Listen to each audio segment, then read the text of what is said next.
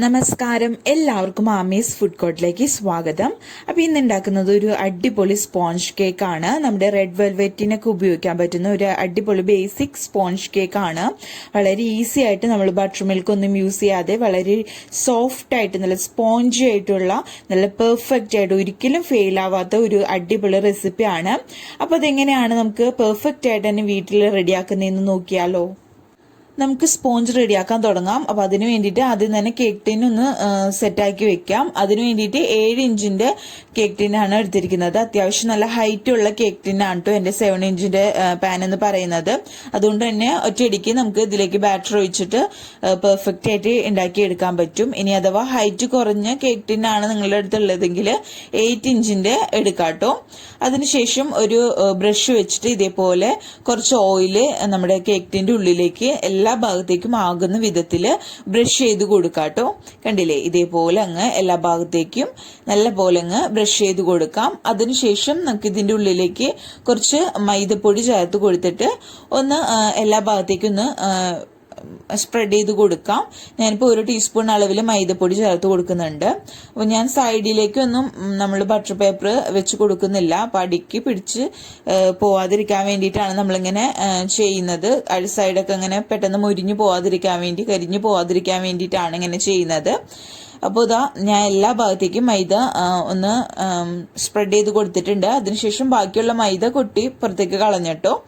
ഇനി ഇതിന്റെ ഉള്ളിലേക്ക് ഞാൻ റൗണ്ട് ഷേപ്പിൽ കട്ട് ചെയ്ത് ഒരു ബട്ടർ പേപ്പർ വെച്ച് കൊടുക്കുന്നുണ്ട്. നിർബന്ധമില്ല കേട്ടോ, എൻ്റെ കയ്യിൽ ഉണ്ടായിരുന്നത് കാരണം ഞാൻ വെച്ച് കൊടുത്തതേ ഉള്ളൂ. അതിനുശേഷം അതിന്റെ മുകളിലേക്ക് കുറച്ച് ഓയിലും കൂടി ചെറുതായി ഒന്ന് ബ്രഷ് ചെയ്ത് കൊടുക്കാം. ഇപ്പോൾ ബട്ടർ പേപ്പർ വെച്ച് കൊടുത്തില്ല എന്ന് വെച്ചാലും കുഴപ്പമൊന്നുമില്ല കേട്ടോ, അടിക്കൊന്നും പിടിക്കാതെ പെർഫെക്റ്റ് ആയിട്ട് തന്നെ കിട്ടും.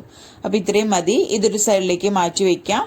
ഇനി നമ്മുടെ കേക്കിലേക്ക് വേണ്ടിയിട്ടുള്ള ഡ്രൈ ഇൻഗ്രീഡിയൻസ് ഒക്കെ നമുക്കൊന്ന് അരിച്ചെടുക്കാം. അപ്പൊ അതിന് വേണ്ടിയിട്ട് ഇതേപോലെ 2 നല്ല ക്ലീൻ ആയിട്ട് ഒട്ടും വെള്ളമില്ലാത്ത ബൗൾ എടുത്തിട്ടുണ്ട്. അതിൽ ഒരു ബൗളിലേക്ക് നമുക്ക് ഒരു അരിപ്പ വെച്ച് കൊടുക്കാം. അതിലേക്ക് 1 കപ്പ് അളവിൽ മൈദപ്പൊടി ചേർത്ത് കൊടുക്കാം. 250 ml ആണ് 1 കപ്പ് എന്ന് പറയുന്നത്. അതിനുശേഷം നമ്മൾ എടുത്തിരിക്കുന്ന നമ്മൾ അരിപ്പയിലേക്ക് ഇട്ട് കൊടുത്തിരിക്കുന്ന പൊടിയിൽ നിന്ന് 1 ടീസ്പൂൺ അളവിൽ പൊടി മാറ്റിയിട്ട് അതിന് പകരമായിട്ട് 1 ടീസ്പൂൺ ലൈറ്റ് കളറിലുള്ള കൊക്കോ പൗഡർ ചേർത്ത് കൊടുക്കാം. പിന്നെ ഇതിലേക്ക് 1/4 ടീസ്പൂൺ അളവിൽ ഉപ്പാണ് ചേർത്ത് കൊടുക്കുന്നത്. പിന്നെ നമ്മളിതിലേക്ക് 1 ടീസ്പൂൺ അളവില് ബേക്കിംഗ് പൗഡർ ആണ്. നമ്മൾ ഈ സമയം ഇതിലേക്ക് ബേക്കിംഗ് സോഡ ചേർക്കുന്നില്ല. ബാറ്ററൊക്കെ ഉണ്ടാക്കിയ അവസാനം ബേക്കിംഗ് സോഡയും അതേപോലെ വിനീഗറും കൂടി മിക്സ് ആക്കിയിട്ടാണ് ചേർത്ത് കൊടുക്കുന്നത്. അപ്പോൾ എല്ലാ പൊടികളും ചേർത്ത് കൊടുത്തതിന് ശേഷം നമ്മൾ ഇതേപോലെ നല്ല പോലെ ഒന്ന് അരിച്ചെടുക്കുകയാണ് ചെയ്യുന്നത്.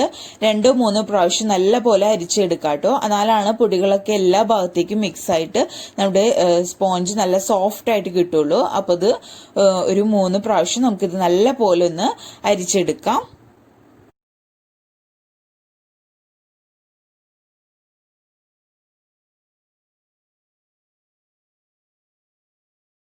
ഇപ്പൊ നമ്മുടെ ഡ്രൈ ഇൻഗ്രീഡിയൻസ് ഒക്കെ ഞാൻ നല്ല പോലെ അരിച്ചെടുത്തിട്ടുണ്ട്. ഇനി ഇതൊരു വിസ്ക് വെച്ചിട്ട് നല്ല പോലെ ഒന്ന് മിക്സ് ചെയ്തിട്ട് ഒരു സൈഡിലേക്ക് മാറ്റി വെക്കാം. ഇനി നമ്മുടെ ബാറ്റർ റെഡിയാക്കുന്നതിനേക്കാളും മുമ്പായിട്ട് നമ്മുടെ ഓവൻ സെറ്റപ്പ് ഒന്ന് പ്രീ ഹീറ്റ് ചെയ്തെടുക്കണം. അപ്പൊ അതിന് വേണ്ടിയിട്ട് ഇതേപോലെ ഒരു വലിയൊരു ഡവറയാണ് എടുത്തിരിക്കുന്നത്. നല്ല ചൂട് കട്ടിയുള്ള പാത്രം നോക്കി എടുക്കാട്ടോ. അതിലേക്ക് ഒരു റിങ് ഇറക്കി വെച്ചിട്ടുണ്ട്. ഇനി ഇത് നമുക്ക് മൂടി വെച്ചിട്ട് ഒരു മീഡിയം ഫ്ലെയിമിൽ ഇത് പ്രീ ഹീറ്റ് ചെയ്യാം. അപ്പൊ നമ്മൾ മീഡിയം ഫ്ലെയിമിൽ വെച്ചിട്ട് തന്നെയാണ് ബേക്ക് ചെയ്യുന്നത്. ആ സമയം കൊണ്ട് നമുക്ക് ഇതിലേക്ക് വേണ്ടിയിട്ടുള്ള ബാറ്ററൊക്കെ റെഡിയാക്കി എടുക്കാം.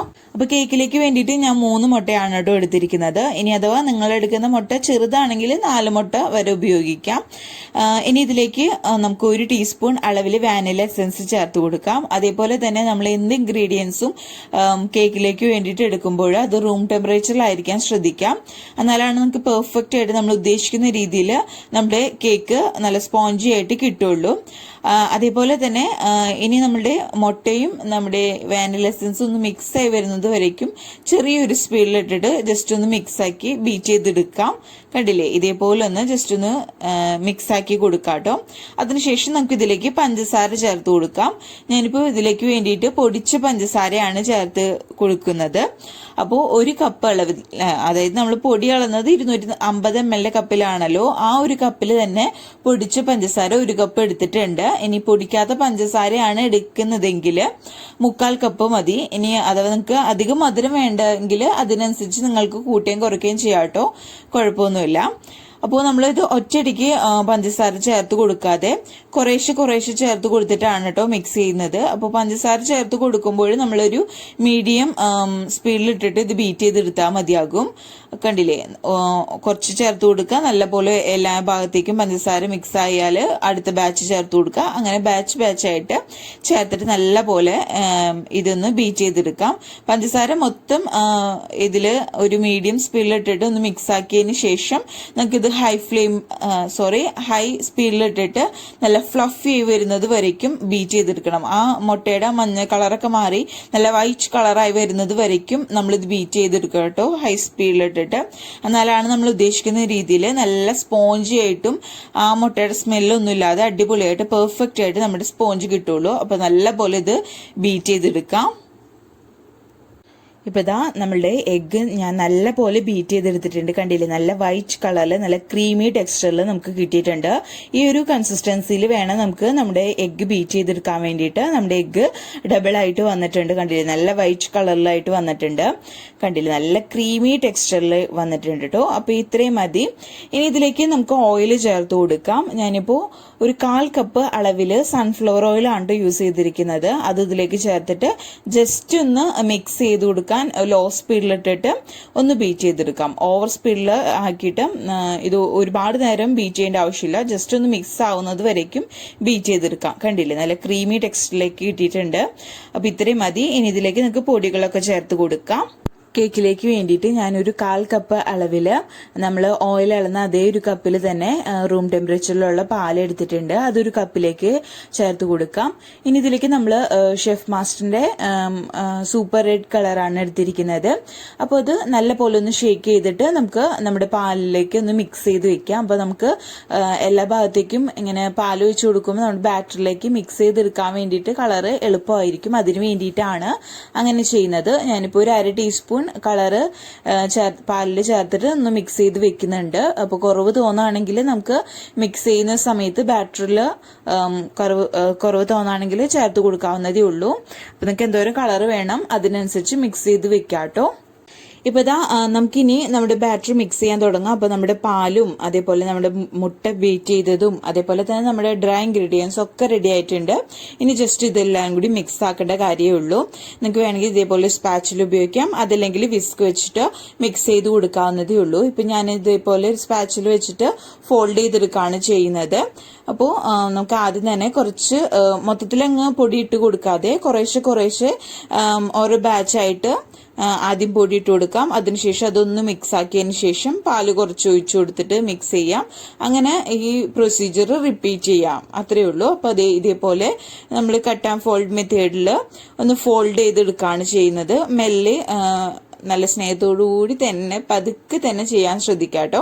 ഒരുപാട് ഓവർ ആയിട്ട് നമ്മളിത് മിക്സ് ചെയ്യാതിരിക്കാൻ ശ്രദ്ധിക്കുക. അങ്ങനെയാണെങ്കിൽ നമ്മുടെ കേക്ക് ഒരുപാട് ഹാർഡായി പോവും, നമ്മൾ ഉദ്ദേശിക്കുന്ന ഒരു സോഫ്റ്റ്നെസ് കിട്ടുകയില്ല.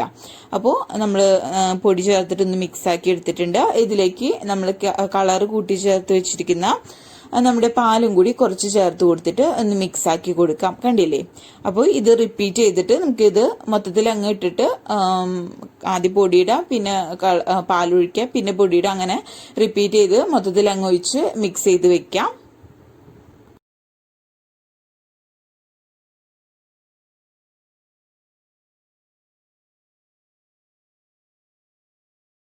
ഇപ്പൊ ഇതാ നമ്മളിതേ മൊത്തം ബാറ്ററും നമ്മുടെ പാലും അതേപോലെ പൊടിയൊക്കെ ചേർത്തിട്ട് നല്ല പോലെ മിക്സ് ചെയ്തെടുത്തിട്ടുണ്ട്. കണ്ടില്ലേ? നല്ല ക്രീമി ടെക്സ്ചറിൽ നമുക്ക് കിട്ടിയിട്ടുണ്ട്. അപ്പൊ ഇത്രയും കളറ് വേണ്ടെങ്കിൽ നമുക്ക് കുറച്ച് ചേർത്ത് കൊടുത്താൽ മതിയാകും കേട്ടോ. അപ്പോൾ ഞാനിത് കേക്ക് സെയിൽ ചെയ്യാൻ വേണ്ടിയിട്ട് ഉണ്ടാക്കിയതാണ്. അതുകൊണ്ടാണ് ഇത്രയും കളർ ചേർത്ത് കൊടുത്തിരിക്കുന്നത്. നമ്മുടെ വീട്ടിലേക്കൊക്കെ ഉണ്ടാക്കുകയാണെങ്കിൽ ഇത്രയും കളർ ചേർക്കേണ്ട ആവശ്യമില്ല. അത്രയും കളർ ചേർക്കുന്നത് അത്രയ്ക്ക് നല്ലതല്ല. നമുക്കിത് പുറത്തേക്ക് കൊടുക്കുന്നത് കൊണ്ടാണ് ഇങ്ങനെ ചെയ്തിരിക്കുന്നത്. ഇനി ഇതിലേക്ക് അവസാനമായിട്ട് ഇതേപോലെ ഒരു കയ്യിലെടുക്കാം. അതിലേക്ക് 1 ടീസ്പൂൺ അളവിൽ വിനീഗർ ചേർത്ത് കൊടുക്കാം.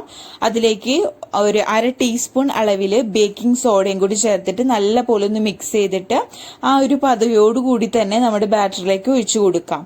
അപ്പോൾ നമ്മൾ ബേക്കിംഗ് സോഡ ആദ്യം ചേർത്തിട്ടുണ്ടായിരുന്നില്ല. അപ്പോൾ നമ്മൾ അവസാനം ഇങ്ങനെയാണ് ചേർക്കുന്നത്. ഇപ്പോൾ ഈ ഒരു രീതിയിൽ ചേർക്കുമ്പോൾ നല്ല സോഫ്റ്റ് ആയിട്ട് നമ്മുടെ കേക്ക് കിട്ടും. അതിനുശേഷം ജസ്റ്റ് മെല്ലെ ഒന്ന് ഫോൾഡ് ചെയ്ത് കൊടുക്കുക, എല്ലാ ഭാഗത്തേക്കും ആകുന്ന രീതിയിൽ. നമ്മൾ വിനീഗർ ഒഴിച്ചു കൊടുത്താൽ ഒരുപാട് നേരം പുറത്ത് വെക്കാതെ പെട്ടെന്ന് തന്നെ ബേക്ക് ചെയ്തെടുക്കാൻ ശ്രദ്ധിക്കുക കേട്ടോ. എന്നാലാണ് നമ്മൾ ഉദ്ദേശിക്കുന്ന രീതിയിൽ സോഫ്റ്റ് ആയിട്ട് നമ്മുടെ കേക്ക് കിട്ടുള്ളൂ. ജസ്റ്റ് ഒന്ന് ഇതേപോലെ ഒന്ന് ഫോൾഡ് ചെയ്തതിന് ശേഷം നമ്മൾ റെഡിയാക്കി വെച്ചിരിക്കുന്ന നമ്മുടെ കേക്ക് ടിന്നിലേക്ക് അങ്ങ് ഒഴിച്ചു കൊടുക്കാം. മൊത്തത്തിൽ നമ്മുടെ ബാറ്റർ കണ്ടില്ലേ, ഇതേപോലെ അങ്ങ് ഒഴിച്ചു കൊടുത്തിട്ട് ജസ്റ്റ് ഒന്ന് ടാപ്പ് ചെയ്ത് കൊടുക്കാം. നമ്മുടെ എയർ ബബിൾസ് ഒക്കെ ഒന്ന് ഇല്ലാതിരിക്കാൻ വേണ്ടിയിട്ട് ഞാൻ ഇതേപോലെ ഒന്ന് ഇളക്കി കൊടുക്കുന്നുണ്ട് ഒരു ടൂത്ത് പീക്ക് വെച്ചിട്ട്. അതിനുശേഷം ജസ്റ്റ് ഒന്ന് ടാപ്പ് ചെയ്ത് കൊടുത്തിട്ട് നമുക്ക് ഇത് ബേക്ക് ചെയ്യാൻ പെട്ടെന്ന് തന്നെ വെക്കാം. ഇനി നമ്മൾ പ്രീ ഹീറ്റ് ചെയ്യാൻ വെച്ചിരിക്കുന്ന നമ്മുടെ പാത്രത്തിലേക്ക് നമ്മുടെ കേക്ക് ടീൻ ഇറക്കി വയ്ക്കാം. അതിനുശേഷം ഇത് മൂടി വെച്ചിട്ട് മീഡിയം ഫ്ലെയിമിൽ വെച്ചിട്ട് തന്നെ ഒരു 25 മുതൽ 30 മിനിറ്റ് വരെ നമുക്കിത് ബേക്ക് ചെയ്യാം. സമയമെടുക്കും. ഓരോരുത്തരുടെ ഫ്ലെയിമിനനുസരിച്ച് ചിലപ്പോൾ അങ്ങോട്ടും ഇങ്ങോട്ടും സമയമൊക്കെ വ്യത്യാസം വന്നിരിക്കാം. നല്ല കേക്കിന്റെ സ്മെല്ല് വന്ന് തുടങ്ങിയാൽ 25 മിനിറ്റിന് ശേഷം ജസ്റ്റ് ഒരു ടൂത്ത് പിക്ക് വെച്ചിട്ടൊന്ന് ചെക്ക് ചെയ്യാം കേട്ടോ. അപ്പോൾ ഇത് വെന്ത് വരട്ടെ. ഇപ്പൊ ഇതാ നമ്മുടെ കേക്കൊക്കെ നല്ലപോലെ വെന്ത് വന്നിട്ടുണ്ട്. എനിക്ക് കറക്റ്റ് 30 മിനിറ്റ് എടുത്തിട്ട് ഇത് വെന്ത് വരാൻ വേണ്ടിയിട്ട്. അപ്പൊ ഇടയ്ക്ക് ഞാൻ ഇതൊന്ന് ചെക്ക് ചെയ്ത് നോക്കിയായിരുന്നു.